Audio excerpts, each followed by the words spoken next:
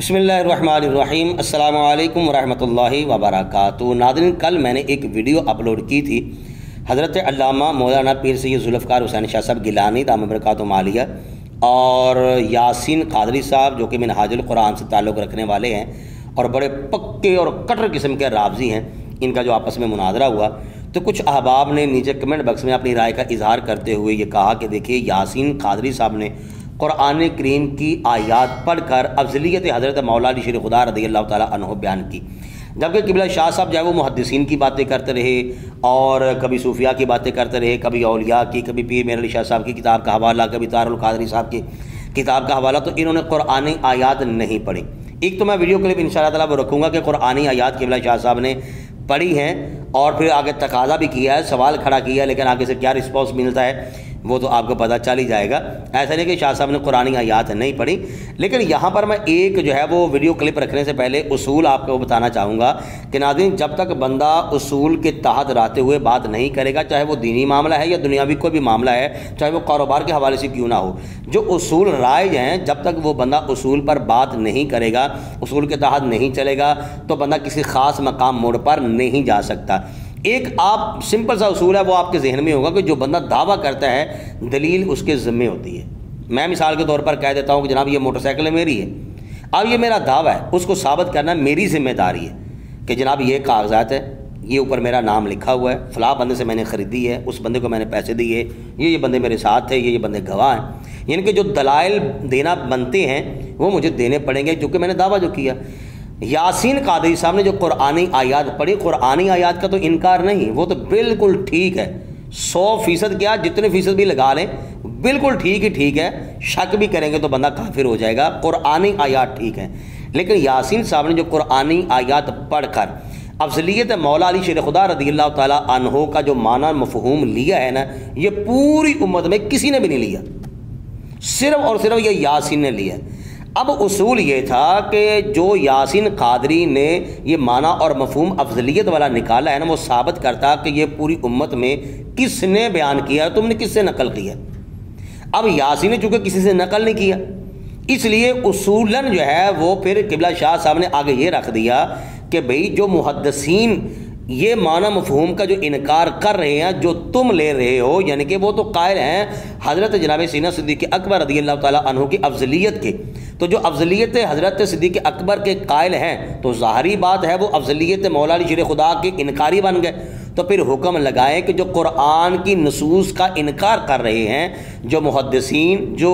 अहले बैत अतहार के नफूस क़ुदसिया, जो आइमा चलते आ रहे हैं और फिर आगे मुहक्किकीन हैं, मुफस्सिरीन हैं, बड़े बड़े सूफिया हैं, बड़े बड़े औलिया हैं, जो ये जो माना मफ़हूम तुम ले रहे हो, जो इनको नहीं मानते, फिर उनके बारे में तो बता दो भाई, फिर उन पर क्या फतवा लगेगा। अब ये एक जो है वो सब्जेक्ट जो है वो क्लियर हो जाता, फिर आगे चलना था।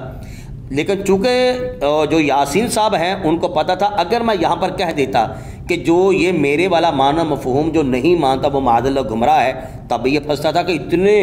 मुहद्दिसीन, इतने सूफिया, लाखों के एतबार से वो सारे माज़अल्लाह गुमराह। अगर ये कह देता कि जो मैं जो माना मफ़हूम ले रहा हूँ इन आयात को पढ़ कर और अफजलियत मौला अली शेर खुदा बयान कर रहा हूँ, जो इनको नहीं मानते वो काफिर हैं, तो माज़अल्लाह कितने मुहद्दिसीन आते थे बीच में, कितने जो है वो मुफस्सिरीन आते थे, कितने सूफिया आते थे, कितने औलिया किराम आते थे, इनके बीच में तारुल क़ादरी साहब ने भी आ जाना था। तो इसलिए उस बंदे ने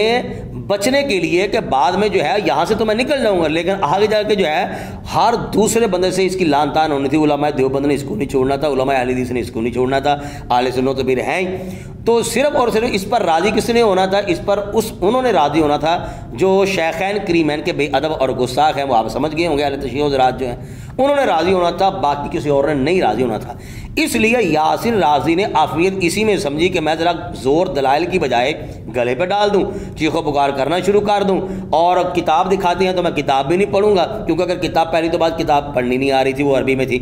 और फिर अगर उर्दू वाली का हवाला दिया शाह साहब ने कि भाई आप उर्दू वाली पढ़ लें, तो वो भी पढ़ने के लिए तैयार नहीं था। फिर तारुल क़ादरी की किताब का हवाला दिखाया, भाई जिनको तुम मानते हो वो भी जनाब वो पढ़ने के लिए तैयार है, उसका जवाब नहीं दिया, क्योंकि अगर ये जवाब दे देता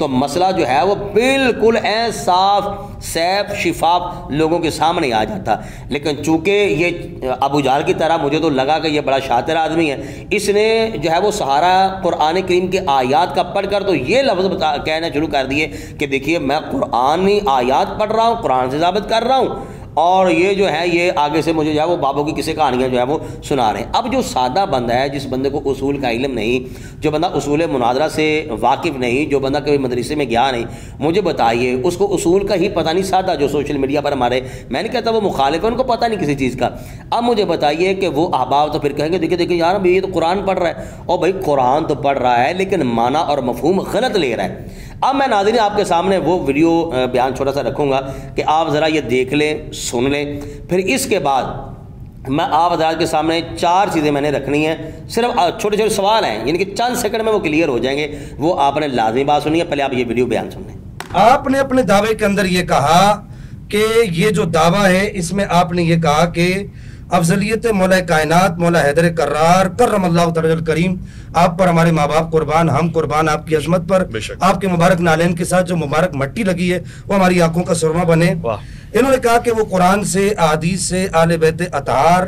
اور صحابہ کرام اور محدثین کے دلائل سے ثابت ہے۔ اب یہاں پر میرا سب سے پہلا سوال علامہ صاحب سے یہ ہے کہ اگر مولا حیدر کرار کی جو افضلیت ہے وہ قرآن سے ثابت ہے، تمام کے تمام علماء، چاہے وہ محدثین ہوں، چاہے مفسرین ہوں، چاہے متکلمین ہوں، چاہے اصولیین ہوں، چاہے فقہا ہوں، پہلا سوال یہ ہے کہ قرآن کا یہ اگر حکم ہے، آپ کہہ رہے ہیں جی قرآن سے ثابت ہے، تو جو چیز قرآن سے ثابت ہے اس کا انکار کرنا نص کا انکار کرنا ہے۔ اب جو آدمی نص کا انکار کرے گا اس پر حکم شرعی کیا لگے گا؟ میں نے آپ کے توسط سے نہیں، میں نے ان سے ڈائریکٹ یہ کہا تھا کہ آپ اس پر حکم لگا دیں، میرے پاس واٹس ایپ پر ان کی چیٹ موجود ہے، انہوں نے کہا میں حکم نہیں لگاتا۔ دوسرا میرا سوال یہاں یہ آپ کے دعوے پر، آپ کہتے ہیں کہ احادیث سے بھی ثابت ہے، نبی پاک صلی اللہ تعالی علیہ وسلم کی احادیث سے ثابت ہے، بات اصول پر ہوگی۔ پہلا سوال قرآن کا انکار کیا ہے، دوسرا سوال یہ کہ احادیث طیبات کا انکار کیا ہے، پھر اس کے بعد نمبر 3 اہل بیت اطہار جو ہمارے ایمان کا جزو ہیں اور جن کو ہم اپنے ایمان کا حصہ سمجھتے ہیں، آپ نے کہا کہ جی ان کے دلائل سے بھی افضلیت مولا حیدر کرار کرم اللہ تعالی الکریم ثابت ہے، اور آپ اس کے انکاری پر حکم نہیں لگا رہے، آپ اس کے انکاری پر حکم لگائیں گے۔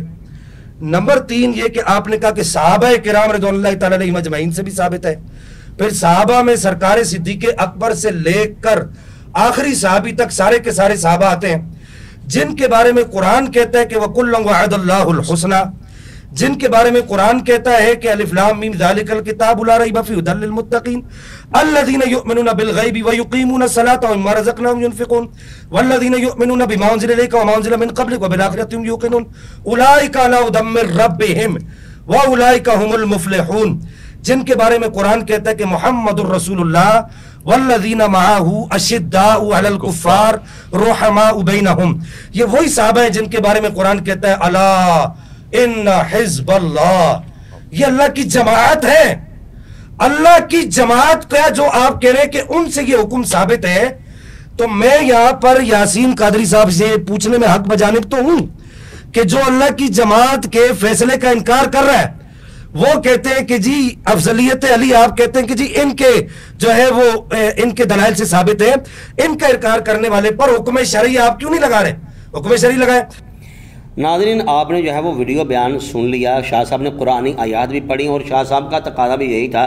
کہ آپ ان پر جو ہے وہ حکم شرع لگائیں۔ اب میں یہاں پر صرف ایک مثال دینا چاہوں گا، ہماری بات جو ہے وہ بالکل ختم ہو جائے گی، اور مثال سننا آپ کے لیے بڑا اہم اور ضروری ہوگا، اس لحاظ سے پھر وہ میں انشاءاللہ تعالیٰ آپ کو جو ہے وہ 4 سوال جو ہیں وہ انشاءاللہ تعالیٰ وہ بھی میں نے آپ کے سامنے رکھنے ہیں کہ اگر آپ کے علم میں ہو تو ہمیں بتائیے گا ضرور۔ اس لحاظ سے دیکھیے، ایک بندہ کہتا ہے، میں پوچھتا ہوں کسی سے کہ بھائی میں نے فلاں جگہ پر جانا ہے تو مجھے راستہ بتائیں، وہ کہتا ہے کہ جناب آپ ادھر کو چلے جائیں۔ 20 آدمی مجھے کہتے ہیں کہ جناب ادھر کو نہیں، آپ نے ادھر کو جانا ہے۔ اب مجھے بتائیے میرا سوال جو ہے وہ اس بندے سے بنتا ہے یا نہیں بنتا کہ جناب تم اکیلے کہہ رہے ہو اس طرف جانا ہے، اور یہ جو 20 بندے کہہ رہے ہیں ادھر جانا ہے، اب اتنا بتاؤ یہ جو 20 بندے کہہ رہے ہیں ادھر جانا ہے، یہ جھوٹ بول رہے ہیں، یہ دھوکہ دے رہے ہیں، فرار کر رہے ہیں، ان کے بارے میں کیا کہو گے؟ یہ غلط کہہ رہے ہیں، تم اکیلے کہے جا رہے ہو کہ جناب ادھر کو جائیں، ادھر کو جائیں، ادھر کو جائیں، وہ جو 20 آدمی کہہ رہے ہیں ادھر کو جائیں، ان کے بارے میں کیا؟ اب وہ کہے گا نہیں ان کے بارے میں کچھ نہ کہے، اور اپنے بارے میں کہتا رہے کہ جناب ادھر کو جانا ہے ادھر کو جانا ہے، تو پھر جو ہے وہ بات کسی موڑ تک نہیں جائے گی۔ مثال دی ہے بات سمجھ میں آ جائے، اتنے محدثین، اتنے مفسرین، اتنے علماء، اتنے اولیاء،